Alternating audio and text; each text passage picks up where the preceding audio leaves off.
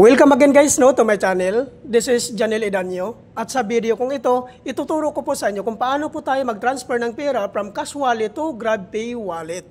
Sundan nyo lang po ang vlog ko na ito guys para po alam nyo kung paano po tayo mag-transfer dito. Ang gagawin lang po natin dito guys, i-click lang po natin itong Grab Driver app. Ayan po.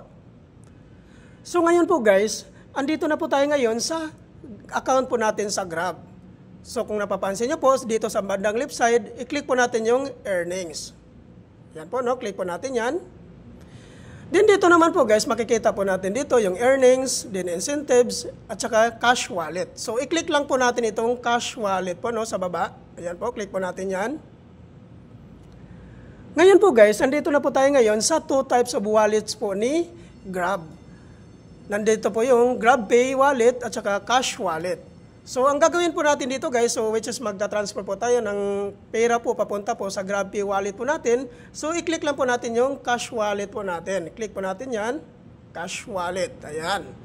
So, ngayon po guys, ito po yung pinaka-dashboard po ng cash wallet po natin. No? So, nandyan po yung top up, then transfer. So, which is magta-transfer nga po tayo. So, i-click lang po natin itong transfer po. Nandito po makikita sa bandang right side po, yung transfer. Ayan, click po natin yung transfer.